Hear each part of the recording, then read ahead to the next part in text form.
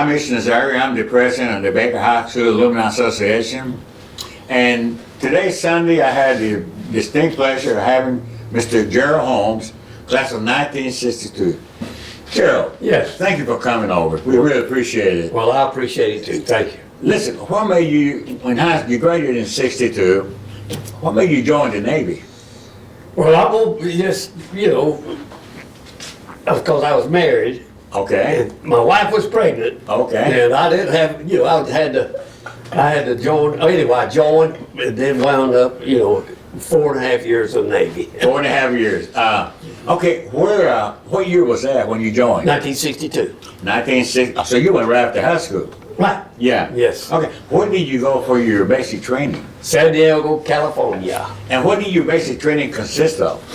Well, of course, a lot of marching next side, and it wound up, I was a squad leader, and I think most of that was because how tall you were, this kind of stuff, because I was a squad leader and everything, and, exercise, work, and everything, and then, the obedience. They made you be obedient, and then on top of that, then I went through firefighting there too, because, in the Navy, you got what they did, they set a assimilated ship on fire, and 4 or 5 of us with water fires, and we had to go through, put it out, come out the other side, and then of course march, exercise, and then 9 weeks of that, and that was it. Oh, that's the first time I ever heard that. Yeah. I didn't know that. Yeah. Everyone had to go through all that same kind of training you did? Right there, yes. And you, whereabouts did you take your training? In San Diego? San Diego, San yeah. Diego, okay. Perhaps maybe in the Great Lakes it was different, you think? Do what now? Do you think that the training was different at the Great Lakes?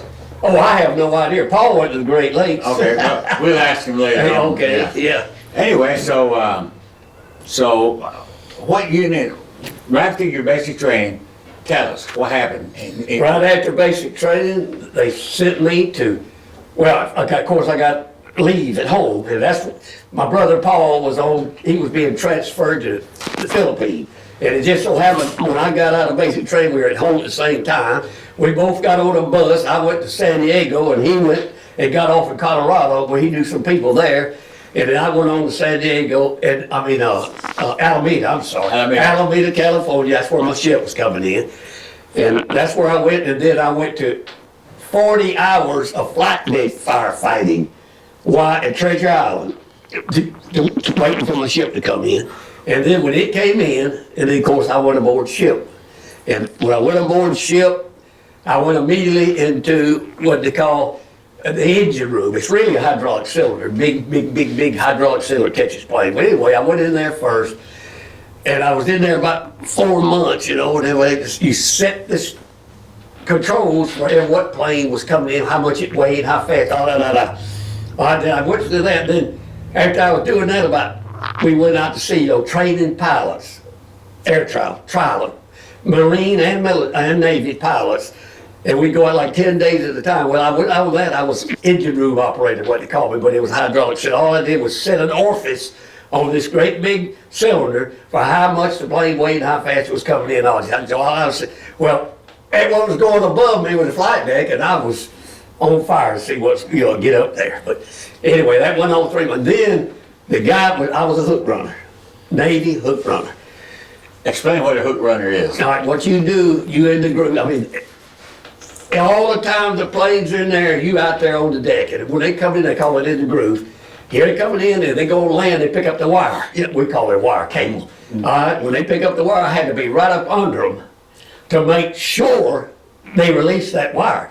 A real experienced pilot would take it and drag it out, of course, don't get wrong, and then stop, and if an experienced pilot would let off some of the fire, and it would coast back and drop off. Well, if it didn't, I had to signal the deck edge operator. He was the one he was on the side of the ship that brings that wire back. I had to signal him, say at nighttime and day. At nighttime, I had a flashlight with a red and green lens, and I talked with it. Yes, everything was at night like that. And I don't like to brag or blow, but I've told you this before.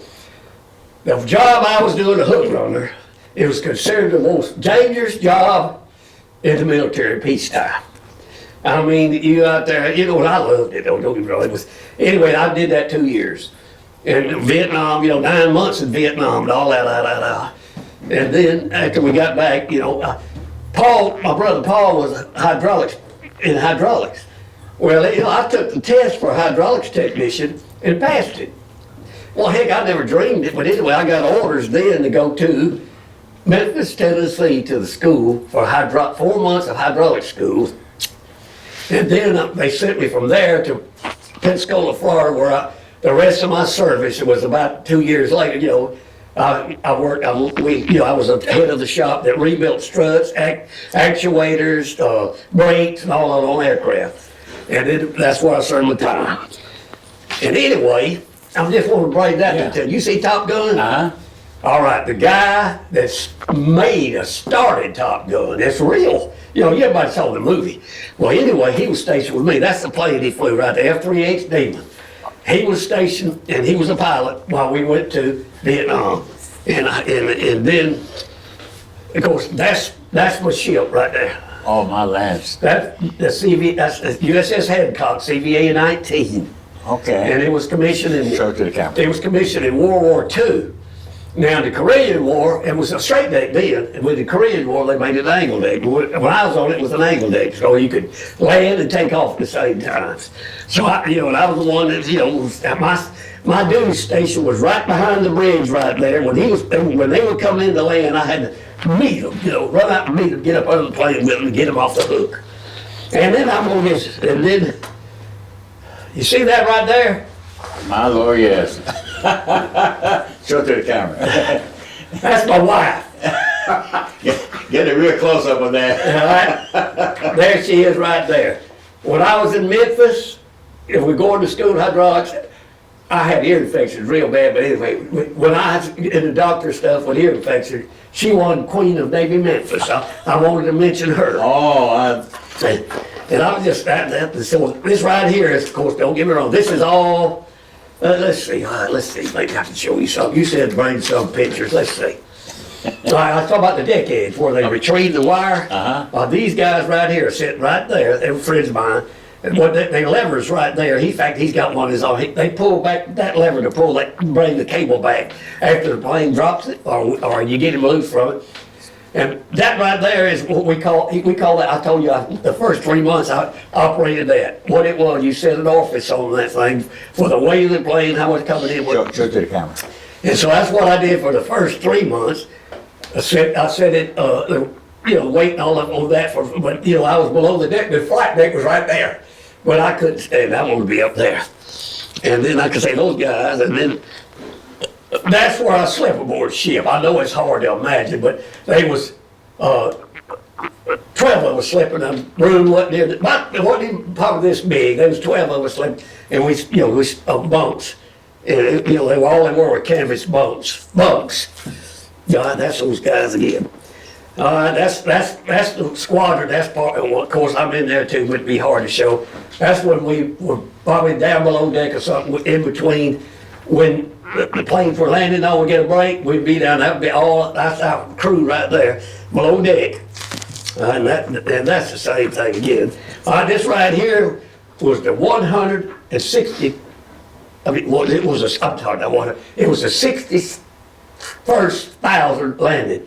Oh, man. 61,000 landings right there, but that's since it had an angle deck. The Korean War, when it turned to an angle deck, that's 61,000th landed. We had a celebration. Of course, I know that's me right there. And that's when we cut the cake right there. That's 61,000 landed on that cake when we were aboard ship. This right here is where supply ship comes up beside us. And we transfer all the thing we need on cables back and forth across the ocean, And then there I am standing by.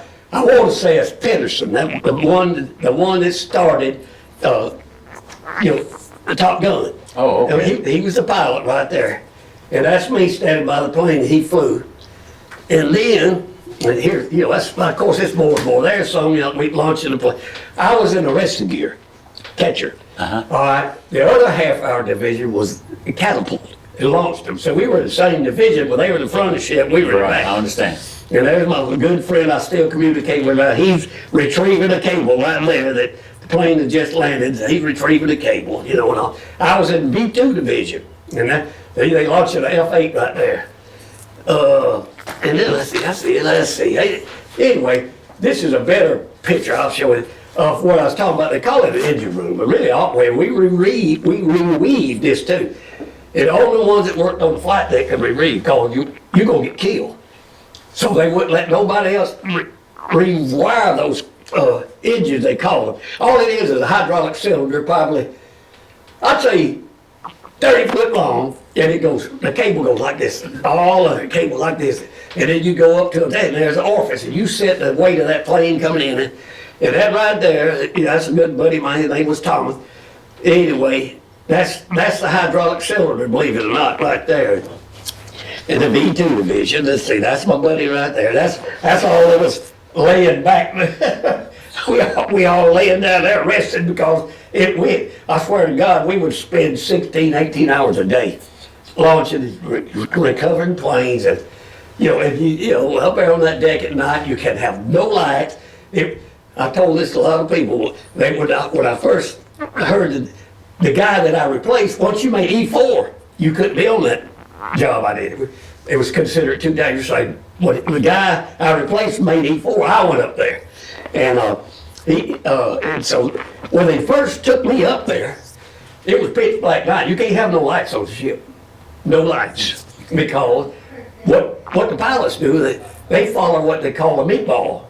It's a reflection in a mirror. They come in and land. Well, they took me up there just to let me know what it was going to be like. Well, I went up there, and I wasn't there 5 minutes, and they had the cable out. And the guy retrieved the cable when it wiped me off my feet. I did a flip. They said, "I'm going to just tell you, see what I'm going through, what you got to look forward to." So I did that for 2 years. Anyway, this is a cruise book. I mean, you see, that's landed and taken off. And let's see anyway, I was going to show you, let's see. All right, I'm out of time, man. All right, now I got a lot of bull crap out there. I tell you what, Gerald, Okay. David would probably take a lot of those pictures right there and we'd put them in through. But I tell you what, I have learned something right now. I mean, to me, that looked like it was fun being on the top deck. It's unbelievable. But I've been on top of two decks. When I was in the Army, we went to Pensacola, Florida, and they gave us a tour, USS Independence. Right. And then, I wonder what they call those ships with a straight runway and one to the side. And you just told me, a V deck? That's an angle deck. Angle deck, Yeah. okay. Hey, I learned something new again about the Navy. Right. You know? Whereas before then, if a plane, when it was a straight deck, if a plane was coming in, if it was low on fuel, couldn't do nothing, we had to rig the barricade too. But we had an angle deck, otherwise he could come in and miss the wire and take off the angle deck. Before, when it was a straight deck, you had to have a barricade there he'd run into. I've seen in movies. We had to practice every day, not every day, but a lot rigging that barricade. They wanted us to do it within under 1 minute.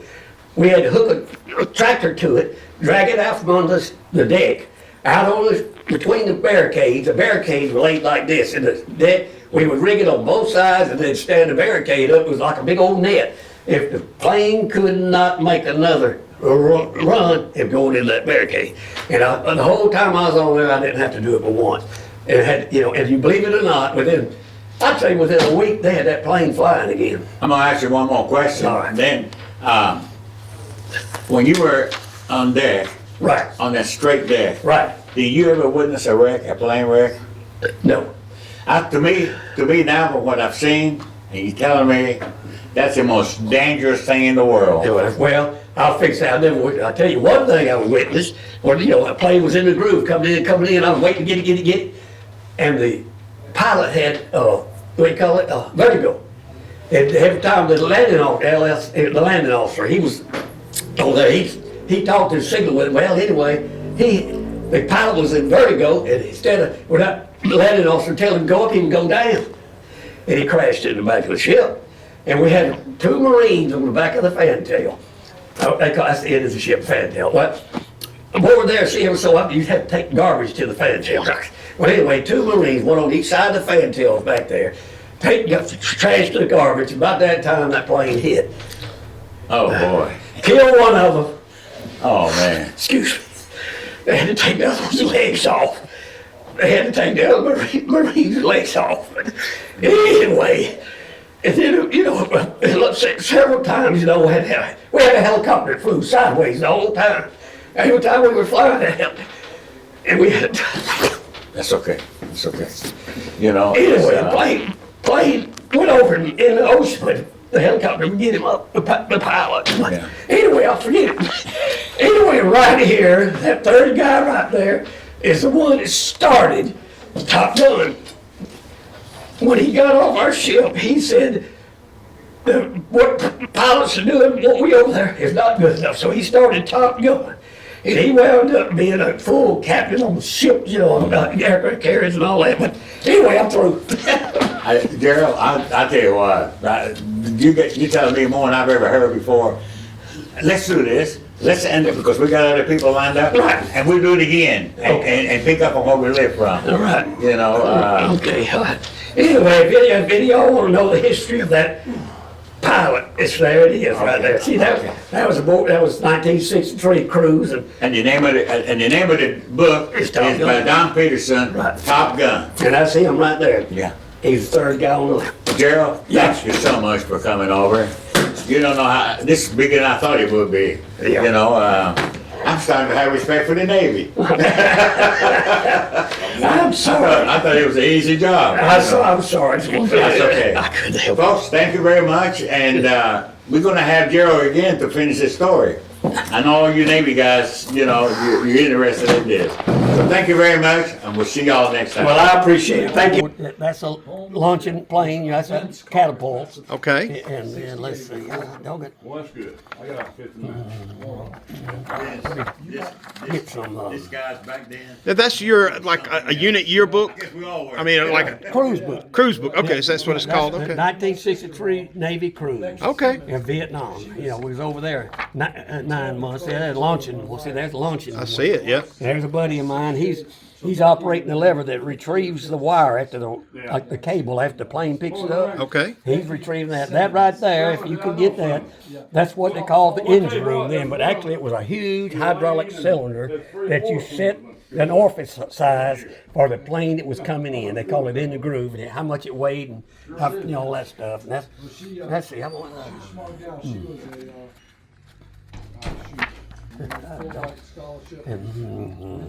I wish I could show you a picture of me getting up on the plane at the cable. I got them in there, but anyway, it's okay. There's one, you know, landing and come on, Gerald. Let's see. That's my wife directing the Blue Angel right there. Okay.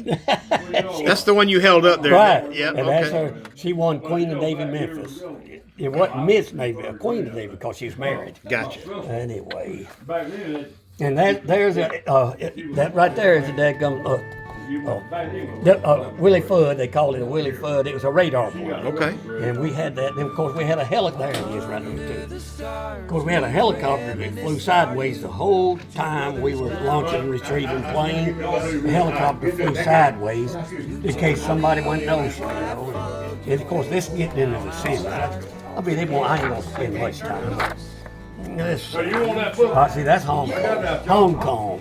That's when I was over there. We had a glass. There's some of it. There's some of the stuff when I was in Hong Kong right there. They would come out and meet us. We'd all be drunk coming in because we had to anchor out, and they would come get us off the shore. These Chinese people would be out there photograph or what they could do because they were laughing their butt off at all those drunk ass sailors. But anyway, let's see. It's let's see, that. I mean, it was something, man. Hong Kong. Let's see. All right, Years pass like waves crashing on the shore, from Baker High Halls to forevermore. You answered your call the Navy's brave song. I wore my pride, for family keeps us strong. With courage we sailed, our pathways entwined. Baker High boys with our hearts open and wide, on 7 seas where our dreams abide. Though distance may part, our bond is so clear. 2 brothers in arms, in this life we hold dear. To Baker High days and the love we knew, forever together, it's me and